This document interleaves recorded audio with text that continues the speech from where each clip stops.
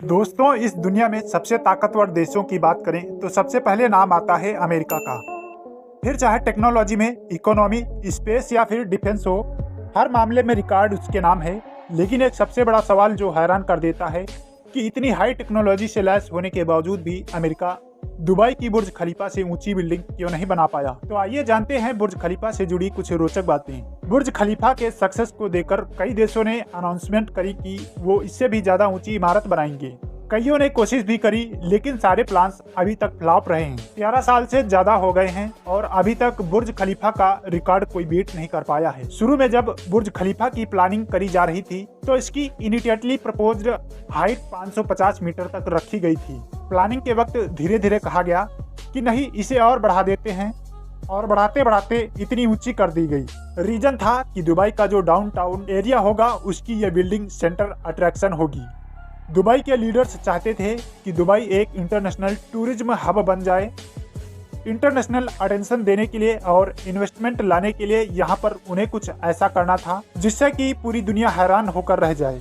बुर्ज खलीफा इतनी लंबी बिल्डिंग है कि अगर आप इसके ऊपर से नीचे तक छलांग लगाओगे तो आपको 13 सेकंड लग सकते हैं नीचे आने में, अगर कोई एयर रेजिस्टेंस ना हो तो। अगर आप हवा को और एयर रेजिस्टेंस को अकाउंट में लेकर चलोगे तो ऊपर से कूदकर नीचे तक आने में आपको 20 सेकंड तक लग सकते हैं। बुर्ज खलीफा इतनी ऊंची है कि अगर आप इसके नीचे खड़े होकर सनसेट देखोगे और जल्दी से लिफ्ट लेकर ऊपर तक जाओगे तो आप सनसेट को दोबारा देख सकते हो।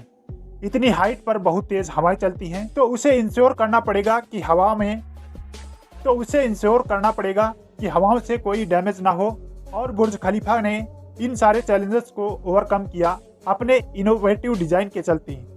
इसका डिजाइन अगर आप ऊपर से देखोगे तो यह बिल्डिंग वाई शेप में है। एक ट्रिपॉड की तरह 3 विंग्स आ रहे हैं बिल्डिंग के, जिन्हें सपोर्ट किया गया है एक हेक्सागोनल कोर के साथ जो सेंटर में लगाया गया है। इस स्ट्रक्चरल सिस्टम को कहा जाता है बटरसेट कोर और इसे इन्वेंट किया गया था बुर्ज खलीफा के स्ट्रक्चरल इंजीनियर बिल बेकर के द्वारा। इस स्ट्रक्चरल सिस्टम को पहली बार इस्तेमाल किया साउथ कोरिया में, जो एक सैमसंग टावर पैलेस 3 बना जिसकी हाइट 264 मीटर थी। उसके सक्सेस के बाद आर्किटेक्ट्स ने रिलीज किया कि एक्चुअली में अगर हम इस सिस्टम को इस्तेमाल करेंगे तो बहुत ऊंचा जा सकते हैं, और सिर्फ इसी की मदद से ही बुर्ज खलीफा इतनी ऊंची बन पाई।